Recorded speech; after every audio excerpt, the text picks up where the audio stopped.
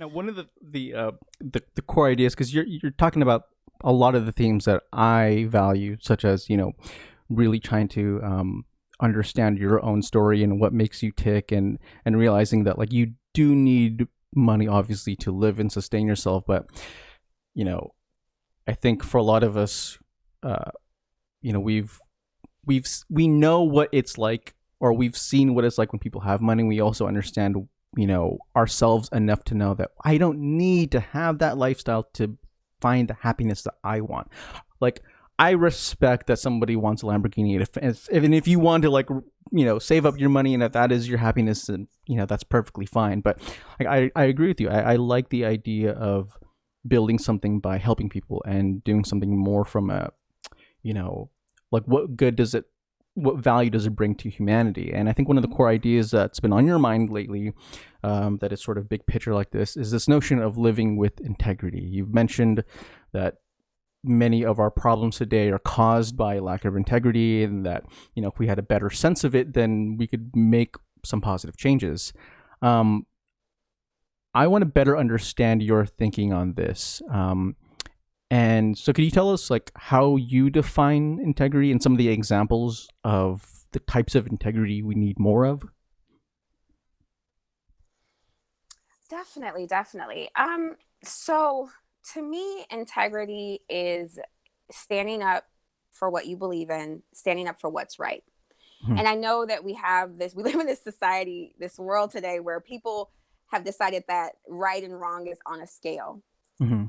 And I agree that some things can be on a scale, but for the most part, we all know what's right. We all know what's wrong. Hmm. And to me, integrity is standing up for what is right, even when you are the only one that is doing so. Hmm. Um, I guess I could give a perfect example of that is our administration right now. Oh Our yeah. administration right now does not seem to quite understand what it means to be honest and Hmm. forthright. And then you have the professionals who stand behind them, and they have to struggle with continuing to say what is right as opposed to what our administration would like them to say. Hmm. That is leading with integrity to me. Hmm. Um, and what I try to do is live my life that way. And throughout my life, it hasn't always been easy. It hasn't gotten me every friend.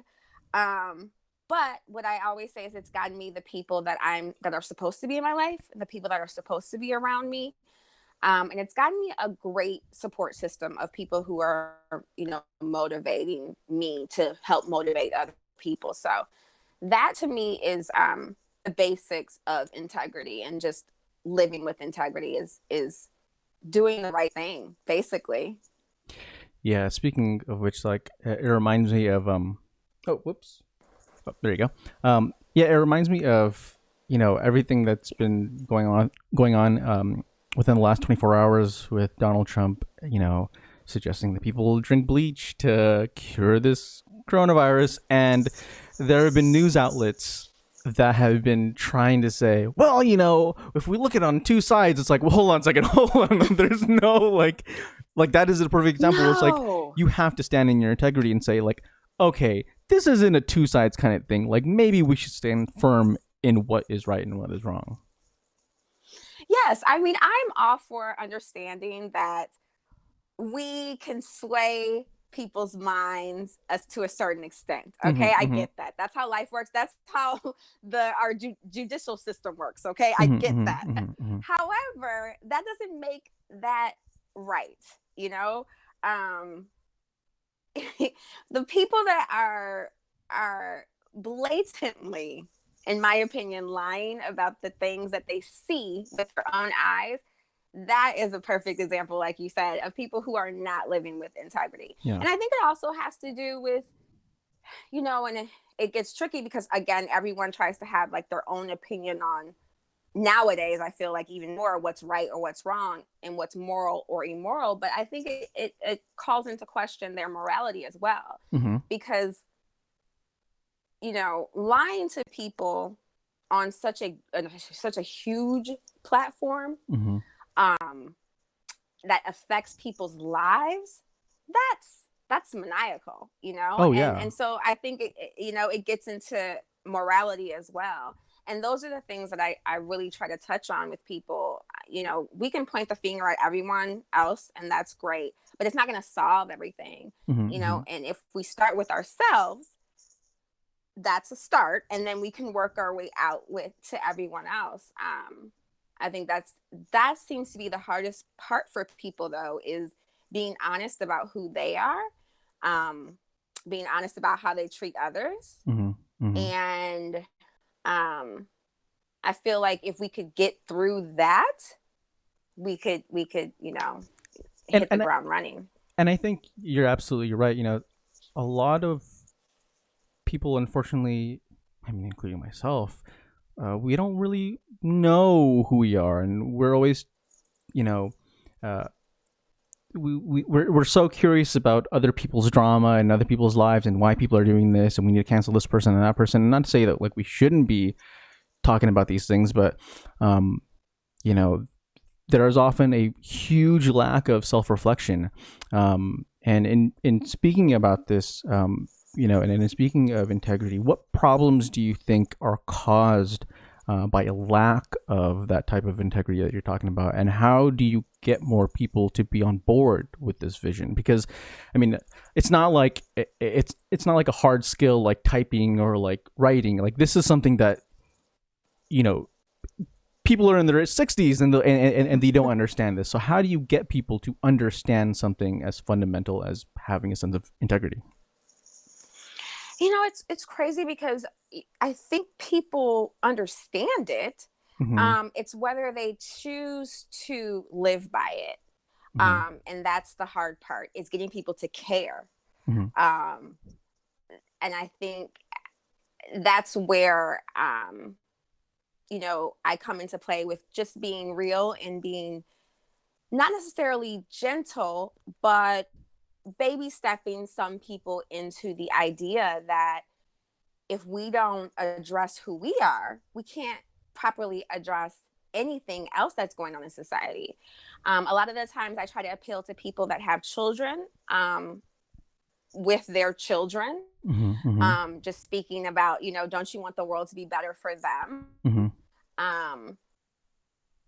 Not necessarily easy, because I think we're in such a right now where it's just like being messy is actually where it's at. Like being messy Yeah. is getting people likes, is getting people loved, is getting people, on TV. And it's crazy to me. But honestly, I can't say that I don't also watch it and I'm not also entertained by people. Mm-hmm. There's a line, and I think what I try to do is appeal to people by making them understand that we've been lied to our whole lives. We've been lied to about who we are supposed to look to help us thrive. Mm-hmm. And the reality is we have to look to ourselves to help us thrive. Do we have to agree on everything? No, but we have to be willing to be honest to make changes. And I think that is the basis of my message. And I started this off, and I always said, just reaching one person is enough for me, because if that one person passes it on to the next person, that to me is success. And I still feel that way. And I think that if I can't get someone to think about helping their fellow man, so be it. But I'm going to do my best to try. And I'm going to do my best to try to make sure that I get as many people on board so that we can make as much change possible. I think people don't understand too that I don't want to speak for you, but I know for me, this is not just for everyone else. This is for me too. This is to grow, to help me learn, to help me stand on my word, to help me be a better person. Because we're not perfect, but we try each day. So I think that's how I appeal to people as well, just letting them know that there's nothing about me that is perfect. And I definitely want to grow with them and be honest with them. And I think once you show people that you're genuine, if they're genuine people, because not everyone is, it is what it is. But if they're genuine people, then that resonates with them, and you go from there. And that's kind of been how I've gotten to reach people.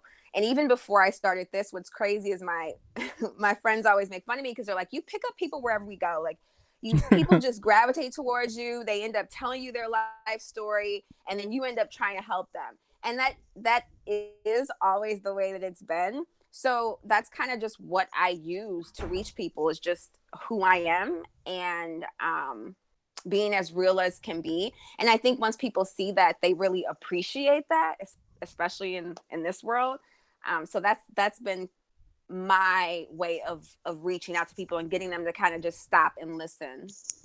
Yeah, I mean, I think, surprisingly, it's like when you grow up, you're sort of conditioned to believe that you need to act a certain way in order to sort of advance in life and advance in society. And like, you need to present yourself this way to be chummy with your boss, or you need to present yourself this way to, excel in school and to make friends. And we learn so many of these mechanisms to move within social circles that sometimes, like, it is sort of a mask, and it is sort of this facade that we have to constantly maintain, and sometimes it's exhausting. Just even if your your image is that you're the happy person, like, to maintain that is really difficult.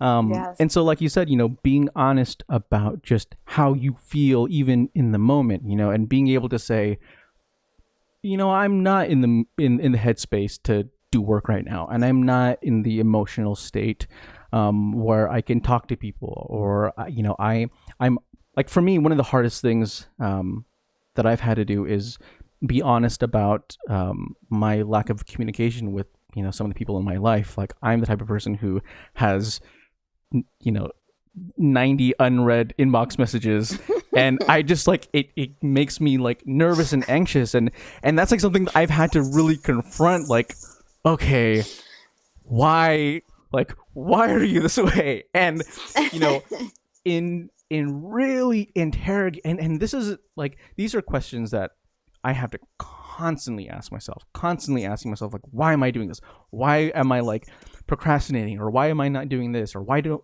I not feel like doing this project? And, like you said, we just need to be very brutally honest about, like, maybe I'm not good at this, or maybe I just am nervous about this thing, or maybe this isn't for me, or maybe I prefer that.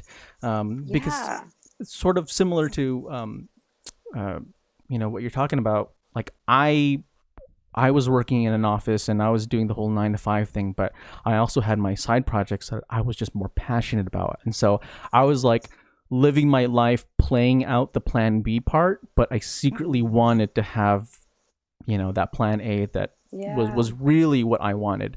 Now, I wanted to talk about some of the other things that's been on your mind, but let's go ahead and take a quick commercial break. We'll be right back.